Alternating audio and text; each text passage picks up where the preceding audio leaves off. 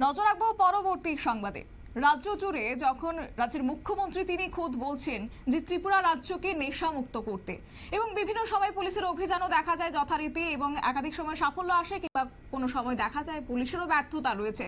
তারই মধ্যে গতকাল যখন দোল পূর্ণিমা উৎসব ছিল, ঠিক তখনই কার্যত একদিকে যখন পুলিশের ঘরে এসেছে ৮০ বোতল কার্যত তারা উদ্ধার করেছেন, ঠিক তার অন্যদিকে পুলিশের বিরুদ্ধেও কিন্তু একাধিক প্রশ্ন উঠতে শুরু করেছে। তবে যাই হোক, গোটা বিষয়টাই জানিয়ে রাখি যে গতকালকে দোল পূর্ণিমা উৎসবকে কেন্দ্র করে একাধিক যুবকরা কার্যত নেশা বিক্রিতে মাতোয়ারা হয়েছেন, এবং সেই সঙ্গে বিশ্বজিৎ দেবনাথ পাশাপাশি জুয়েল দেবনাথ নামের দুই যুবক মিলে বিলিতি মদ তারা বিক্রি করছেন শহর আগরতলা জুড়ে, এবং তার মধ্যে তাদের দুজনকে বিক্রি করার সময় হাতে নাতে আটক করেছে এনসিসি থানার পুলিশ। সঙ্গে ৮০ বোতল বিদেশি মদের বোতল আটক করা হয়েছে। অবশ্য তাদেরকে কুঞ্জবন বিপণী বিতানের সামনে থেকে মদ বিক্রি করার সময় তাদেরকে আটক করেছে এনসিসি থানার পুলিশ, এবং গোটা বিষয় নিয়ে মুখ খুলতে নারাজ পুলিশ। অবশ্য এই বিষয়টাও কিন্তু থেকে যাচ্ছে।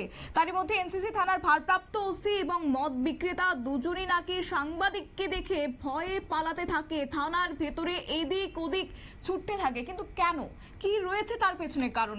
একাধিক প্রশ্ন মাথাচাড়া দিচ্ছে। তবে পরবর্তীতে সাংবাদিকদেরকেও দেখিয়ে নেব বলে হুমকি দিয়েছেন এই মদ বিক্রেতা দুই যুবক, বিশ্বজিৎ দেবনাথ এবং জুয়েল দেবনাথ। সেই অভিযোগটা রয়েছে। এবং আরো একটি বিষয় জানিয়ে রাখি যে সাংবাদিকরা যখন সেই ছবি কার্যত তুলতে যায়, তখনই সাংবাদিকদেরকে বাধা দেওয়া হয়েছে। তাহলে কেন, তার পেছনে কি কারণ রয়েছে? তবে কি সত্যিটা বেরিয়ে আসবে, যার জেরেই এই বাধা প্রাপ্তির শিকার হতে হয়েছে সাংবাদিকদেরকেও? তবে যাই হোক, এই যে গোটা বিষয়কে কেন্দ্র করে আপাতত ৮০ বোতল মদ উদ্ধার করা হয়েছে বলেও খবর রয়েছে, পুলিশ সূত্রে জানানো হয়েছে। এবং কার্যত একদিকে যখন রাজ্যের মুখ্যমন্ত্রী এবং সেই সঙ্গে বারবার নির্দেশ দিচ্ছেন যাতে করে ত্রিপুরা রাজ্যকে যেন নেশামুক্ত করা যায়, এবং সেই সঙ্গে পুলিশ যেন সতর্ক থাকে, তাই সেই জায়গা থেকে এইভাবে দেদার মদ বিক্রি হচ্ছে, নেশার সাম্রাজ্য গড়ে উঠছে রাজ্য জুড়ে। তাহলে কি আগামী দিনে আদৌ রাজ্যের মুখ্যমন্ত্রীর স্বপ্ন বাস্তবায়িত হবে? এই প্রশ্নটা কিন্তু তুলতে শুরু করেছে সমাজের বুদ্ধিজীবী মহল। নিয়ে নিচ্ছে ছোট্ট একটি বিজ্ঞাপন বিরতি, সঙ্গে থাকুন।